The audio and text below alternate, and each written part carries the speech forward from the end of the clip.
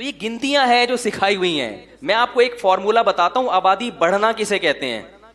سمجھ میں آ رہی ہے بات؟ دیکھو ہم جب دیکھتے ہیں نا کہ آبادی, ایک صاحب نے کہا پہلے ہی پاکستان میں 20 کروڑ انسان ہے, اللہ کا واسطہ یہ مولوی کیا باتیں کر رہا ہے بیٹھ کے, 20 کروڑ کی آبادی تو بڑھ گئی, ابھی بچے زیادہ کہاں جائیں گے ہم. یہ سب کیا ہیں؟ ڈائلاگ ہیں, جو گنتیاں ان کو فیملی پلاننگ والوں نے سکھائی ہوئی ہیں. دیکھو 20 کروڑ ہوں یا 1 ارب ہوں, زیادہ افراد کہتے کس کو ہیں؟ آپ کے پاس 1000 گز کا بنگلہ ہے, اس میں 5 افراد ہیں, اس میں کتنے افراد ہیں؟ یہ تھوڑے ہیں یا زیادہ ہیں؟ یہ تھوڑے ہیں. 1000 گز کے حساب سے کیا ہیں؟ تھوڑے, بہت تھوڑے ہیں. آپ کے پاس 80 گز کا گھر ہے, اس میں 20 افراد ہیں, یہ کیا ہیں؟ بہت زیادہ ہیں. اور یہی 20 افراد جب 1000 گز میں ہوں گے تو بہت زیادہ. کیپیسٹی اور وسائل اور کیپیسٹی کے اعتبار سے اگر گروتھ ریشو زیادہ تیزی سے بڑھ رہا ہو, وسائل کی سپیڈ بڑھنے کی کم ہو اور گروتھ ریشو زیادہ ہو, تو یہ خطرناک ہے, کیونکہ اس کا مطلب وسائل مستقبل میں کم پڑ جائیں گے اور ان وسائل کو استعمال کرنے والے زیادہ. ماہرین معیشت یہ کہتے ہیں کہ وسائل کے بڑھنے کی سپیڈ گروتھ ریشو سے کئی گنا زیادہ ہے. بہت مشکل ہے بھائی. جو جس حساب سے دنیا کی آبادی بڑھ رہی ہے نا, جو وسائل ہے نا, وسائل ان کے بڑھنے کی سپیڈ کیا ہے؟ زیادہ ہے. اور زمین میں اسپیس بھی ہول سیل کے حساب سے پڑا ہوا ہے.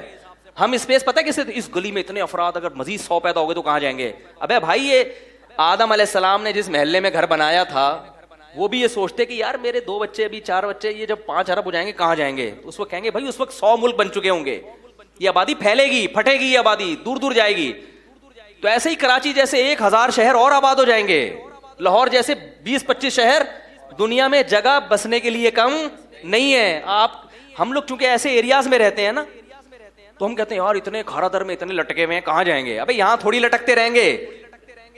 جیسے ان کے ماں باپ کہیں اور رہتے تھے, بچے یہاں آ کے کیا ہو گئے؟ لٹکنا شروع ہو گئے. تو ایسے ان کی نسلیں اور کھارا در وجود میں آئیں گے, اور لیاری بنیں گے بہت سارے ابھی.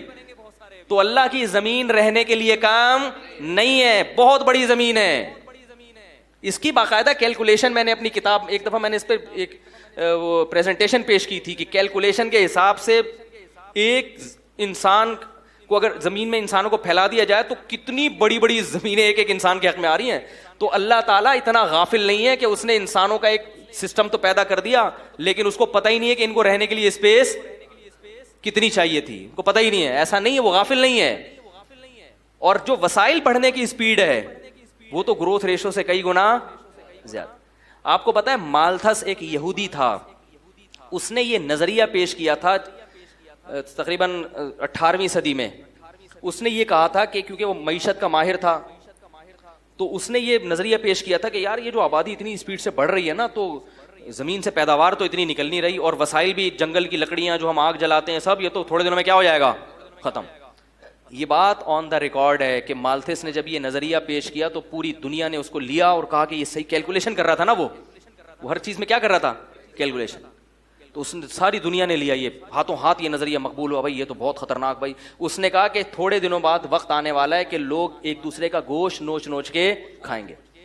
یورپ کے جو معیشت کے ماہرین ہیں, ان کی اپنی کتاب میں نے ان کے الفاظ لکھے ہیں. یہ انہوں نے کہا کہ مالتھس کا نظریہ فیل ہو گیا اور اس کی ایک پیش گوئی بھی صحیح ثابت نہیں ہوئی ہے. اس نے کہا تھا 100 سال بعد ایسا ہوگا, 200 سال گزر چکے ہیں مگر ایسا نہیں ہوا, بلکہ اس کے الٹ ہو گیا ہے. مالتھس کے دور میں انسان کو جس قسم کی خوراک مل رہی تھی اور غربت کا جو ریشو تھا وہ ریشو کئی گنا کم ہوا ہے, اور انسان کو اعلیٰ سطح کی خوراک میسر ہے. بات ہم کہتے ہیں نا دنیا میں غریب بہت ہیں, بے شک بہت ہیں, لیکن اتنے نہیں جتنے پہلے ہوا کرتے تھے. پہلے سے غربت میں کیا آئی ہے؟ کمی آئی ہے. غریب بہت ہیں مگر پہلے کی نسبت کم ہیں. تو اس لیے میرے بھائی, ہم جب ممبر پہ بیٹھ کے کوئی بات کر رہے ہیں تو ہمیں پھینکو مت سمجھو. کوئی ہندو بھی کمنٹ کر رہا ہے بس مولوی کو یہی نہیں پتا دنیا کا سب سے بڑا مسئلہ کیا ہے؟ آبادی. اب میں آپ کو بتاتا ہوں آبادی بڑھنے سے ہوتا کیا ہے. انسان کی کبھی بھی ایسے کیلکولیشن نہیں ہو سکتی اتنے کروڑ ہو گئے, کسی ملک میں 20 کروڑ ہو گئے, 30 کروڑ ہو گئے, اس سے کبھی کسی ملک کی آبادی کا اندازہ نہیں ہوگا کہ اس کو مزید آبادی کی ضرورت ہے یا نہیں. کسی ملک کے طاقتور ہونے کا پتہ اس سے نہیں چلتا کہ اس کی آبادی کم ہے یا زیادہ. پتہ ایسے چلتا ہے کہ اس میں جوانوں کا ریشو بوڑھوں سے زیادہ ہے یا نہیں ہے. ایک گھر میں 20 افراد رہتے ہیں, وہ جوان ہیں اور ایک ماں باپ ہیں. یہ گھر زیادہ خوشحال ہوگا, حالانکہ افراد کتنے ہیں؟ 22. کتنے افراد ہیں؟ 22. اور ایک گھر میں 4 افراد ہیں, آبادی کتنی ہے اس گھر کی؟ 4, مگر وہ چاروں کیا ہیں؟ بوڑھے ہیں. تو معاشی ترقی کس گھر میں ہوگی؟ 22 میں.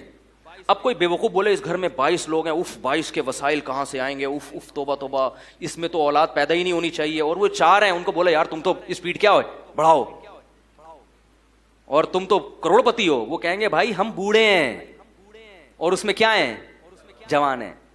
تو جوانوں کا ریشو کیوں؟ اس لیے کہ جوان آدمی میں ارننگ کی صلاحیت, اس کو 2 ہاتھ اللہ جو دیتے ہیں نا, اس 2 ہاتھ سے 10 کے پیٹ بھرنے کی اللہ نے اس میں طاقت رکھی ہے. لہذا جب 20 آدمیوں کی ارننگ گھر میں آئے گی تو وہ اس گھر میں 100 افراد کے راشن کی طاقت ہوگی.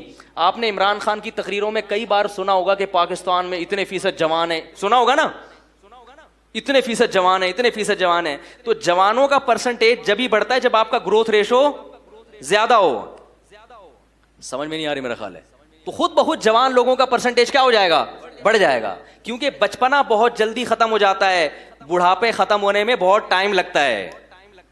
بھائی آپ کہیں گے جب گروتھ ریشو بڑھے گا بچے بھی تو اتنے سارے ہوں گے نا, تو وہ بھی تو کما تھوڑی سکتے ہیں. تو وہ 10 12 15 20 سال میں کمانے کے قابل بن جاتے ہیں. لیکن بڑھاپے کا جو پروسیس ہے وہ بڑا لمبا ہوتا ہے. نہیں آ رہی؟ کسی ماہر معیشت سے پوچھ لو, وہ بتا دے گا آپ کو. تو جوان کا جو ریشو ہے نا وہ جب ہی ہوگا جب آپ کا گروتھ ریشو زیادہ. جتنے زیادہ آبادی بڑھے گی اتنا ہی کمانے والوں کی تعداد بڑھے گی اور کھانے والوں کی تعداد کم ہو جائے گی. یہ جو جاپان اور چائنا کی آبادی کا ریشو کم ہے پھر بھی اتنی ترقی کر رہے ہیں, یہ اس کی وجہ یہ ہے کہ یہ پہلے ہی سے بہت ترقی یافتہ, بہت اسٹرانگ ممالک ہیں, یہ بہت زیادہ طاقتور. کیونکہ ترقی کا صرف گروتھ ریشو نہیں ہے, اس میں اور بھی چیزیں ہیں نا. ایسے ہی ہے جیسے سود سے معیشت ڈاؤن ہوتی ہے, لیکن سوال پیدا ہوتا ہے امریکہ اور یہ بڑے بڑے ممالک کی معیشت تو بہت اچھی ہے. تو بھائی یہ سود کے علاوہ بھی بہت سارے کام کر رہے ہوتے ہیں. سود ان کی معیشت کو گرا رہا ہے مگر معیشت کو اوپر لانے کے لیے بھی بڑا زور لگا رہے ہیں. ہمارے پاس تو ویسے بھی کوئی ترقی کی اور کوئی چیز نہیں, اگر ہم نے آبادی کا ریشو بھی گرا دیا تو کسی کام کے بھی نہیں رہیں گے. بات آ رہی ہے سمجھ میں؟ معاشی ترقی کا ایک ذریعہ تھا, وہ بھی کیا ہو جائے گا؟ اسلام کیا کہتا ہے کہ بچہ تمہارا نہیں کھاتا, وہ اپنی قسمت کا لے کے آتا ہے. لہذا ایک دھیلا بھی جیب میں نہیں ہے تو آپ کو اسلام نسل روکنے کی پھر بھی اجازت نہیں دیتا. ایک دھیلا بھی نہیں ہے آپ کی جیب میں. اسلام کہتا ہے یہ اللہ کی مخلوق پہلے ہے, تمہاری اولاد بعد میں. تبھی تمام فقہا کا اتفاق ہے کہ خرچے کے خوف سے نسل روکنا حرام ہے. صحت کے لیے روک لی, چلو بھائی وقفہ کرنا ہے, یہ سنبھل نہیں رہے کسی سے, ویسے ہی اس کو شوق نہیں ہے تو ایک الگ بات ہے, ترغیب نہیں ہے, لیکن شریعت کہتی ہے ٹھیک ہے بھائی کوئی زبردستی نہیں ہے اس میں. لیکن اس خوف سے کہ میں کھلاؤں گا کہاں یا اسکول کی فیسیں کیسے بھروں گا, اس خوف سے نسل روکنا کیا ہے اسلام میں؟ کیونکہ اللہ کہتے ہیں اللہ کی مخلوق پہلے ہے, تمہاری اولاد بعد میں. جو خدا ماں کی چھاتیوں میں اس کے لیے دودھ پیدا کر سکتا ہے وہ 12ویں بچے پہ بھی پیدا کرتا ہے. اس کا مطلب وہ ناراض نہیں ہے, ٹھیک ہے نا. وہ یہ نہیں کہہ رہا بھی بہت ہو گیا اب میں نہیں پیدا کروں گا. وہ کہے گا 12واں کے بعد 13واں بھی ہوگا تو اللہ ماں کی چھاتیوں میں دودھ پیدا کرے گا, یہ بتانے کے لیے کہ اس کا بھی انتظام ہے. 14واں ہوگا پھر بھی پیدا کرے گا. تو یہ اللہ بتا دیتے ہیں کہ یہ ذمہ داری کس کی ہے اس کو پالنا؟ بولو بھائی, اللہ کی. تو اس لیے اٹھا کر پھینک دو باہر گلی میں, نئی تہذیب کے انڈے ہیں گندے.